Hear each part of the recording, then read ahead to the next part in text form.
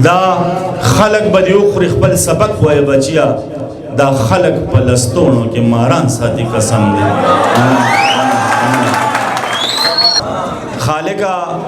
پیښور می پرون بیا په وینو رنگ شو لاشونه جماعتونو کې پراته و چې راتلم او دا شعر دی خصوصا د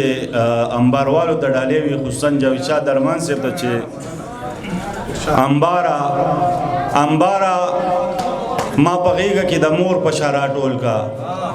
انبارا ما په غېږه کې د مور په شان راټول کا بلها غمونه مې په زړه و چې راتلم او دوه شعر نور چې چودنې ته کوې او نوم پکې زمونږ بدنام کړې چودنې ته کوې او نوم پکې زمونږ بدنام کړې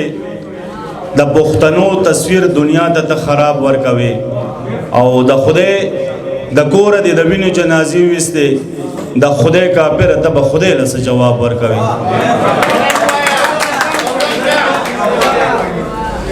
او یو بله کې ته چې سړی نه وي او زه به ورته سیب وایما سړی نه وي او زه به ورته سیب وایما زه چې په دې شوه نوکري زمانه پاتې واخله او پچی جناب او چاپلوسه را دزان بد اخکاری پچی جناب او چاپلوسه را دزان بد اخکاری سړی بنه امدا بیخي زمانه پاتې واخله ډېر یو زوړ غزل چې دلته می جون کړی دی دلته می سپرلی کړی دی ما په دې خاوره کې د مینې بوزغلې کړی دی سیبا منت کوم د کلي نه مې مو باسه سیبا منت کوم د کلی نه مې مو باسه لکه غلام مې ستا خدمت ته نیمې شپې کړی دی دغه جینۍ به لیونو ته ډېر پسپکه کته دغه جینۍ به لیونو ته ډېر پسپکه کته دغه جینۍ په خپله خوښه لیونې کړی دی چې بسیلی شوه نو زمونږ د کور شړی به نه وه بلها موده مې پکې جون بې دروازې کړی دی چې بسیلی شو نو زمونږ د کور شړی به نه وه بلها موده مې پکې جون بې دروازې کړی دی ما ستا د غمه د دنیا هره نشه کړې ده ما ستا د غمه هره شپه د بنګلوګې کړی دی او چې ستا دیدن وکړم سالاره تا ته ډېر وګورم ستاسو په کلي کې مې بیا مونځ د جمعې کړی دی د یو نظر ته بیداری کوما څومره په ګرانه زندګي کوما د روغو خلکو نه مې زړه موړ شوی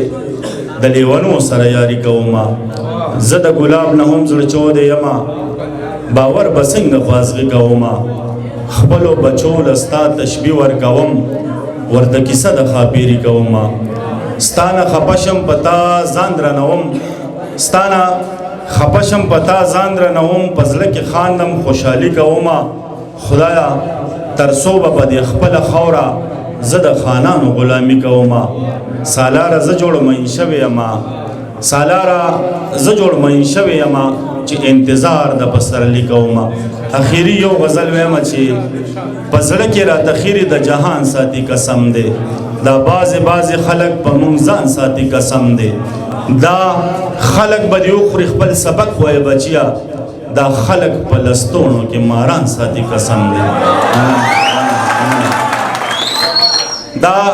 خلق بدی اخری خپل سبق وای بچیا دا خلق په لستونو کې ماران ساتي قسم دی او دا څوک دی چې زمونږ په انغري باندې رالوي شو دا څوک دی چې زمونږ په انغري باندې رالوي شو دا څوک دی چې اوس مونږ په لړزان ساتي قسم دی او شډله پښتنه ده خو په دې ادا مې وجني د سرو شونډو د پاسه سور پیزوان ساتي قسم دی شډله پښتنه ده خو په دې ادا مې وجني د سرو شونډو د پاسه سور پیزوان ساتي قسم دی همزولو ته ووې په پښتو نشنا مین یم حجره رباب منګې خواږه یاران ساتي قسم دی او دا چاوي چې د بل شوې نو د زړه نه مې دا چاوي چې د بل شوې نو د زړه نه به مې وځې